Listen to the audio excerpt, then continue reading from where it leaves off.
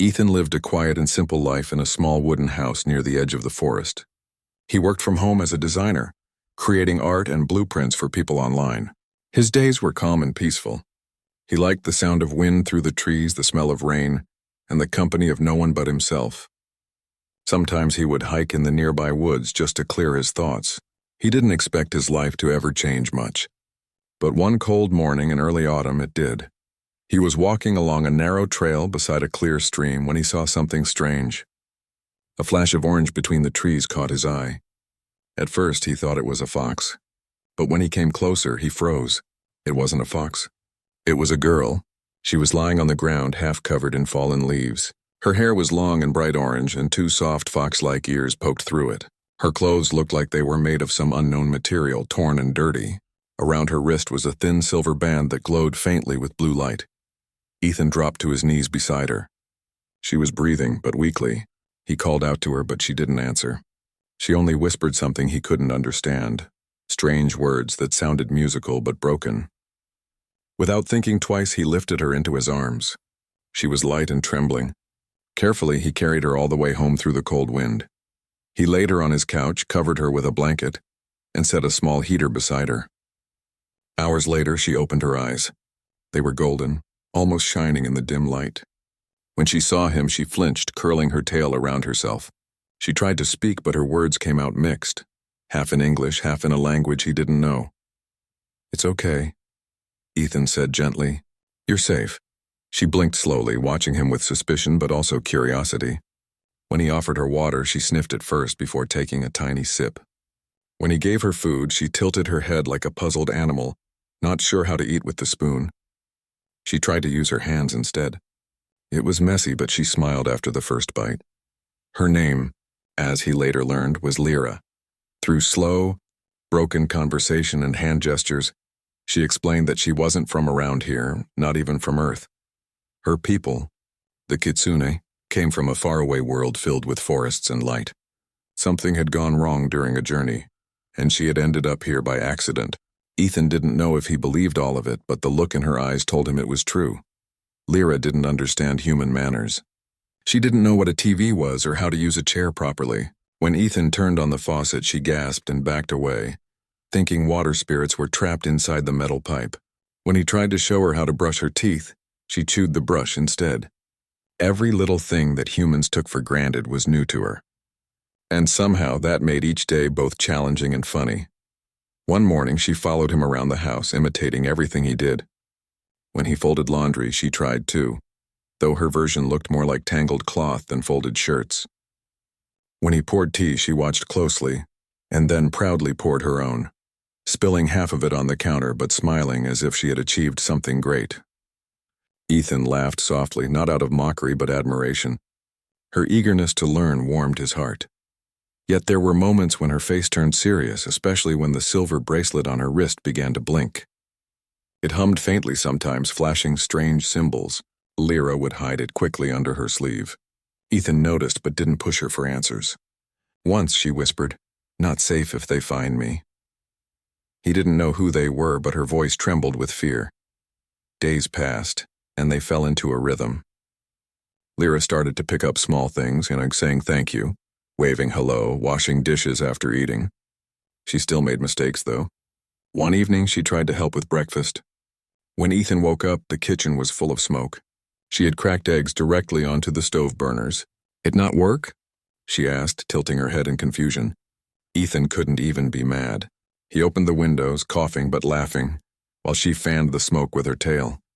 Sometimes she would watch people on the TV and try to copy them. She bowed like the news anchor, waved like the kids in commercials, and once even tried to salute like a soldier from a movie. But her favorite thing was learning expressions. She would point to Ethan's face when he smiled, frowning and asking, "Happy? You happy now?" He would nod. Then she'd smile too, saying proudly, "Me too happy."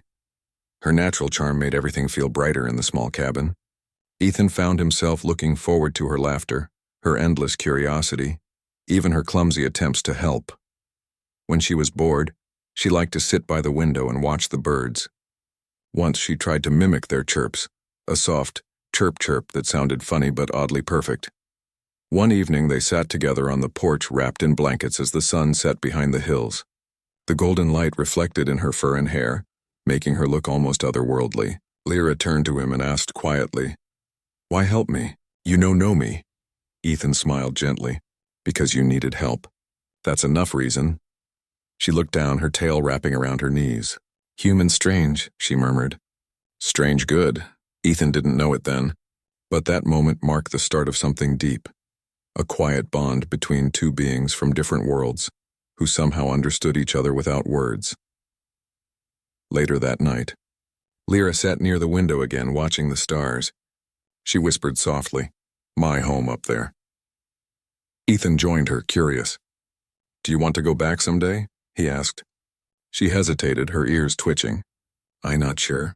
My people not like humans. They say humans are wild and dangerous." She looked at him then, her voice gentle. "You not dangerous. You kind."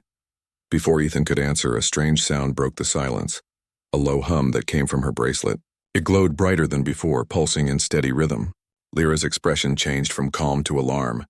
She stood quickly and stepped back from the window. No, they find me," she whispered.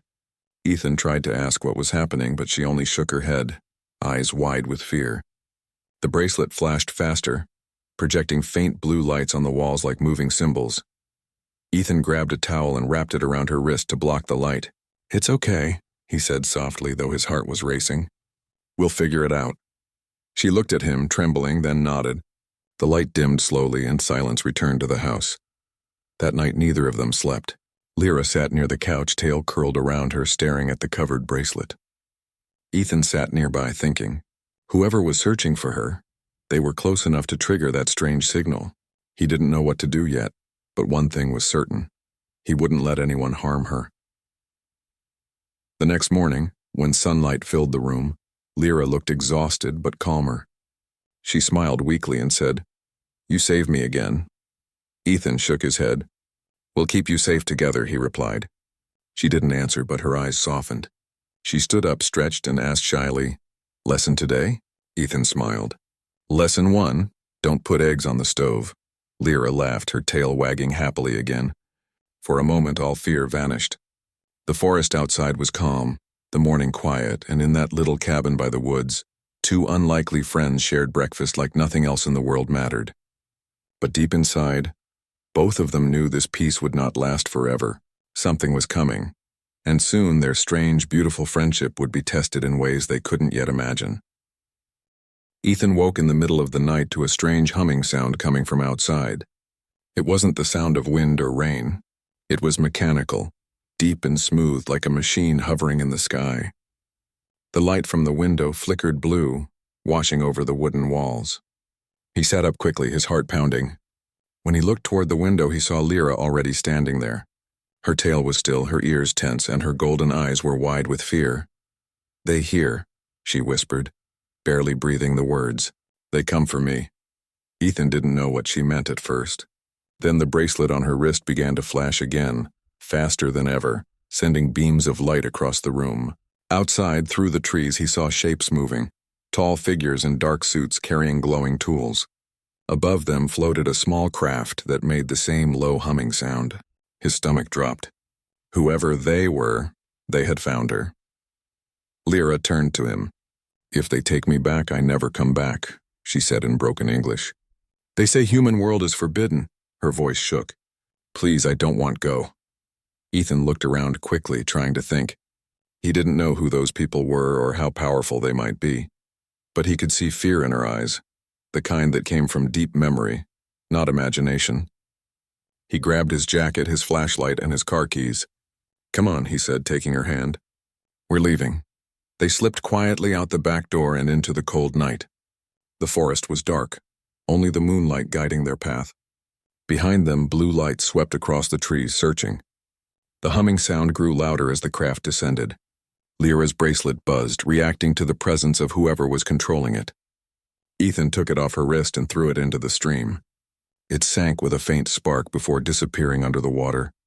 Lyra stopped running for a moment, gasping. "They tracked that," she said. "Now maybe they lose me." She looked at him, half relieved, half sad. "But if it gone, I no talk to my people again."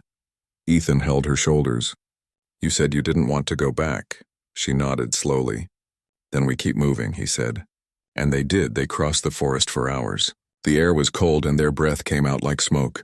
Every few minutes they heard faint sounds behind them. Maybe footsteps, maybe just wind through leaves. Lyra stayed close to him, her tail brushing against his leg as she walked. She was scared, but she didn't cry. She just followed him silently, trusting him more than she had ever trusted anyone.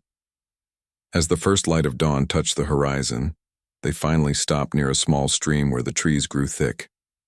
They both sat down on a flat rock to rest. Lyra's ears twitched as birds began to sing. She watched the sunrise with tired eyes. Pretty, she said softly. Ethan nodded. Yeah, you're safe now. She smiled weakly. For now.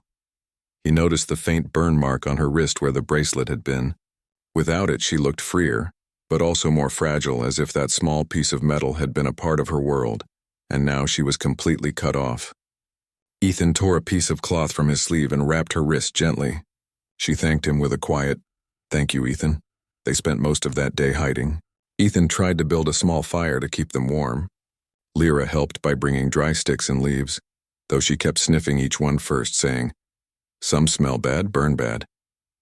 When the fire finally lit, she clapped softly and looked proud of herself.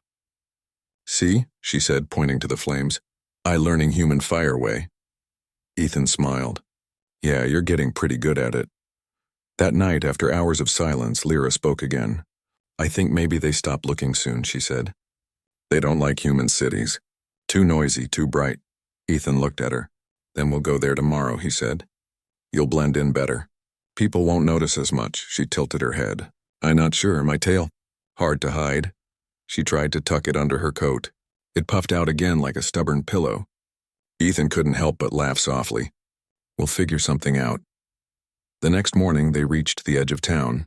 Lyra wore a big hooded jacket and a scarf that hid her ears. It wasn't perfect, but it worked. People just assumed she was a shy girl walking with her friend. Ethan took her to a small diner for breakfast. It was her first time in a public place. The waitress smiled at them and asked what they wanted. Lyra looked nervous, gripping the menu like it was a puzzle. "You choose," she whispered. Ethan ordered pancakes for both. When the food arrived, Lyra stared at it for a moment, sniffed it gently, then smiled. "Sweet," she said. She tried to eat with the fork, awkward at first, but determined. A few people looked at them curiously, but no one said anything. For the first time, she looked almost normal, like any other girl enjoying breakfast on a quiet morning. After breakfast, they found a small apartment to rent at the edge of town. It wasn't much, one room, a tiny kitchen, and a soft couch. But to Lyra, it felt like a new world. She touched everything, amazed by simple things like light switches and mirrors. When she looked at herself in the mirror, she laughed softly. "I look almost human," she said. Almost. Ethan taught her new lessons every day. He showed her how to greet neighbors politely, how to pay for groceries, and how to use the washing machine. She still made funny mistakes. Once she tried to dry her clothes by waving them in front of a fan for an hour, and another time she put the toaster in the sink to clean it. But she always smiled, always tried again. At night, she liked to sit on the balcony, watching the stars. She often wondered if her people were still searching for her, or if they had given up. "Maybe they think I gone," she said once. "Maybe they sad." Ethan looked at her and said, "Maybe they'll understand one day that you just wanted to live free." She smiled. Maybe. Weeks turned into months. Lyra began to speak better English. She learned to read signs, cook simple meals, and even write her name. She loved helping Ethan with his design work, often sketching little animals or strange symbols from her world. When she concentrated, her tail would sway slowly, showing how calm and happy she was. Ethan often watched her quietly, amazed by how far she had come. One evening, as they sat together under a soft blanket, Lyra asked, "Humans help even when not family. Why?" Ethan thought for a while and then said, "Because sometimes helping makes us feel more human. Maybe that's what we're meant to do." She looked at him for a long moment, then smiled. "Then I want to be human too." Her words touched him deeply. She had come from another world, yet she was learning what it truly meant to belong, not by blood or species, but by kindness. As days went by, Lyra slowly became part of human life. She even got a small part-time job helping at the local flower shop, where her sensitive nose helped her arrange the best-smelling blooms. People found her strange but sweet. They didn't know the truth, and Ethan never told them. It was their quiet secret. Sometimes at night she still made small mistakes, knocking over a cup, curling up on the couch like a fox in her sleep, or sniffing the air when food was cooking. But those little habits only made her more real to him. She wasn't trying to be perfect. She was trying to understand. One night, a light rain fell outside. Lyra stood by the window, watching the drops slide down the glass. "I think I belong here now," she said softly. "Not because I forget my home, but because I have one here too." She turned to Ethan and smiled. "You my family now." Ethan didn't answer right away. He simply smiled back and nodded. The rain kept falling gently, filling the night with calm sound. For him, her words meant everything. She wasn't just a guest anymore. She was part of his life. A friend, a student, and a reminder that compassion could cross even the stars. The next morning, as sunlight filled the room, Lyra tried to make breakfast again. This time the eggs didn't burn. The toast was perfect, and she proudly carried the plate to the table. "Lesson learned," she said with a grin. Ethan laughed. "Looks like the best teacher is experience." She wagged her tail happily, even though she still tried to hide it under her jacket. Life wasn't easy or normal, but it was peaceful. Lyra was still figuring out human manners. She still bowed at random times, still spoke too honestly, still chased butterflies in the park. But she was learning every day. And Ethan never once grew tired of teaching her. For her, Earth had become more than a strange planet. It had become home. And for Ethan, the lonely man who once thought his life would never change, that small fox girl had brought something far greater than peace. She had brought purpose. Under the evening sky, they sat together once more, watching the stars. "They look like fireflies," Lyra whispered. "Do you think my people can see us from there?" Ethan looked up and smiled softly. "If they can, I hope they see how happy you are." She nodded, her golden eyes glowing faintly. "Then maybe they understand humans not dangerous," she said. "Just different, like me." And as the stars shined above, Lyra rested her head on his shoulder. Her tail curled softly around them both, a small sign of trust that needed no words. Their story wasn't about saving worlds or fighting wars. It was about learning, caring, and finding home in the most unexpected place, the heart of another being.